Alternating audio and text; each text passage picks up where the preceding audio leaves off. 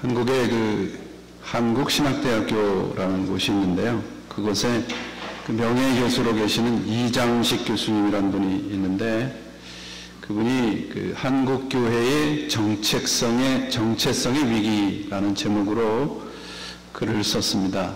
이 글의 내용이 이래요. 오늘 한국 사회에서 한국 사람들이 우리 크리스천에게 요구하는 것은 흔히 듣는 예수에 대한 설교나 글이 아니고, 우리가 살고 있는 사회 현실에서 예수를 보여달라는 요청이다. 수많은 교파와 교회당이 있지만 그것을 알고 그것들 말고 예수를 보여달라는 것이다. 사상이나 예배의식이 아니고 그리스도인의 삶, 즉 말과 행동으로 예수를 보여달라는 것이다. 어제가 9.11이었잖아요. 벌써 9년이 지났습니다. 이런 와중에 맨하탄 한복판에서 이슬람 사원을 건축하는 문제를 놓고 이 전 미국이 지금 뜨거운 대립을 하고 있습니다. 마치 우리 기독교와 이슬람이 십자군 전쟁을 하는 것 같죠. 저는 그런 모습을 보면서 그런 수많은 문제들, 한국 사회의 종교와 여러 가지 문제들, 이곳에서의 여러 가지 문제들이 어떻게 해결을 할 수 있을까라는 생각을 해봅니다. 한때 이슬람교도였다가 지금은 목사가 된 분의 한 말에서 해결점의 작은 단초를 발견해 봅니다.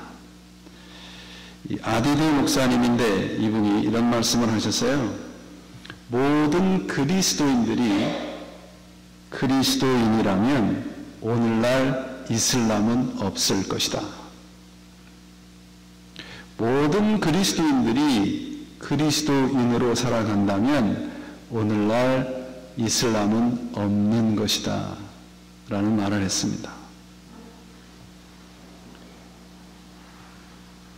우리 주위에서 흔히들 얘기하잖아요.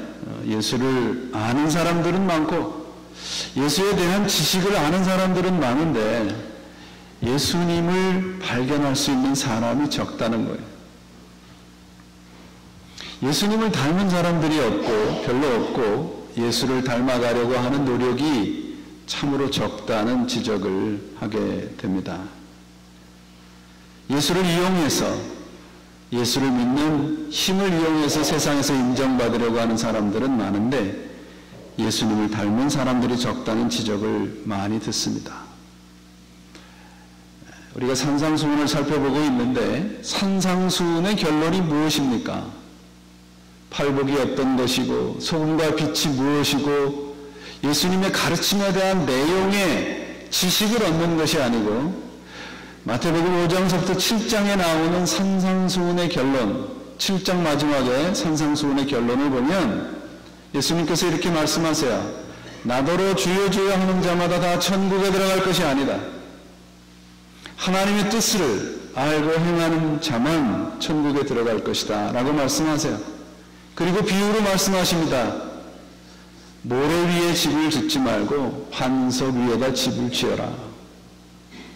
하나님의 뜻을 행하는 것을 우리들에게 말씀해 주고 있습니다. 예수님의 가르침은 철저하게 예수님을 닮은 사람으로 살아가라는 거예요. 여러분, 사람다운 사람이 누군가요? 사람다운 사람은 예수를 닮은 사람입니다. 우리 인생의 모든 문제의 해답은 바로 예수를 닮은 데서 찾을 수 있다는 말이죠. 그렇다면 우리 신자들의 이 신앙의 내용과 신앙의 태도는 어떠한가? 예전에도 제가 한번 여러분들에게 소개한 기억이 있는데요. 우루과이의 작은 성당에 반성하는 주기도문이라는 글이 쓰여져 있대요. 그 글의 내용이 이렇습니다. 주님이 기도를 바칠 때에 하늘에 계신이라고 하지 말아라. 너희는 세상 일에만 몰두하고 있으면서 우리라고 하지 말아라. 너 혼자만 생각하고 살고 있으면서 아버지 하지 말아라. 아들, 딸로 살지 않으면서 아버지의 이름이 거룩히 빛나시며 하지 말아라. 자기 이름을 빛내기 위해서 안간힘을 쓰면서 아버지의 나라가 오시면서 하지 말아라 물질 만능의 나라를 꿈꾸면서 아버지의 뜻이 하늘에서와 같이 땅에서도 이루어지소서라고 하지 말아라 내 뜻을 이루기 위해서 기도하면서 오늘 저희에게 일용할 양식을 주소서 하지 말아라 가난한 이들은 본체만 체하면서 저희에게 잘못한 일을 저희가 용서하소서 저희 죄를 용서하소서라고 하지 말아라 누구에게 아직도 앙심을 품고 있으면서 저희를 유혹에 빠지지 않게 하소서 기도하지 말아라 죄 지을 기회를 찾고 다니면서 악에서 구하소서 하지 말아라 악을 보고도 아무런 양심의 소리를 듣지 않으면서 하나님께서 원하시는 것과 우리가 지금 살아가고 있는 모습이 얼마나 다르다는 것을 보여주고 있지 않습니까? 하나님의 식성, 주님의 식성과 우리들의 식성이 달라요. 우리 사람마다 다 식성이 다르지 않습니까? 제가 요새 다이어트를 해요. 식성을 좀 바꾸려고 합니다. 고기를 좋아하는데 좀 야채를 더 해보려고 노력을 하고 있습니다. 어떤 분들은 뭐 얼큰한 걸 좋아하시고 어떤 분들은 아주 깔끔한 걸 좋아하시는 분들이 계세요. 식성이 다 다릅니다. 사람마다 식성이 다 다른데 우리 영혼의 식성은 다 똑같아요. 우리 영혼의 식성은 다 내 욕망과 욕심을 채우기를 원합니다. 하나님의 식성은 그렇지 않다는 겁니다.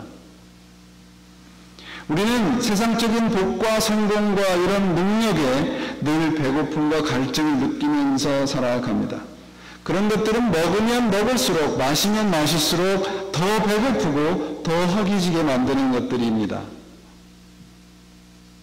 본문에 여러분들 줄이고 목마르다는 말씀이 나오는데 이 말씀은 우리의 삶 전체의 배고픔과 갈증이 무엇냐를 묻고 있는 겁니다. 단순히 입에 뭐 좋고 입에 갈증을 해결하는 문제가 아니에요. 우리 현대인들을 평가한 이런 글이 있습니다. 현대인은 과거 어느 때보다 물질적인 풍요의 시대를 누리고 있으나 인간관계에 있어서는 서로 소외를 느끼면서 살고 있다. 소외 밑바닥에는 진정한 만남에 대한 굶주림이 있다. 그래서 이 작가는 우리 이 현대인이 지금 경험하고 있는 굶주림, 헝거가 있는데 그 헝거에 4가지가 헝거가 있대요. 첫째는 자신의 이야기를 허심탄회하게 쏟아낼 이웃이 없다는 거예요. 그래서 이 토킹 헝거를 느끼고 살아간대요. 두 번째는 누군가 따스한 손길이 내게 좀 접촉해 주기를 원하는 거예요. 근데 그런 것이 없다는 겁니다. 그래서 터칭 헝거를 느끼고 살아간대요. 세 번째는 성적으로 가장 개방된 시대에 살고 있으면서 사랑과 성에 대한 굶주림, 섹스와 러브의 헝거를 느끼고 살아간다는 겁니다. 네 번째는 내가 누군지 모른다는 거예요. 나와의 진정한 만남이 없습니다. 그래서 스스로에 대한 배고픔을 느끼고 살아간다는 거예요. 우리는 우리 자신이 누군지 모르며 살아갑니다. 오늘 본문 성경은 뭐라고 얘기를 하는가? 이런 모든 것, 이런 식성, 이런 배고픔, 이런 허기짐, 이런 것들에 대한 것을 바꾸라는 거예요. 식성을 바꾸라는 겁니다.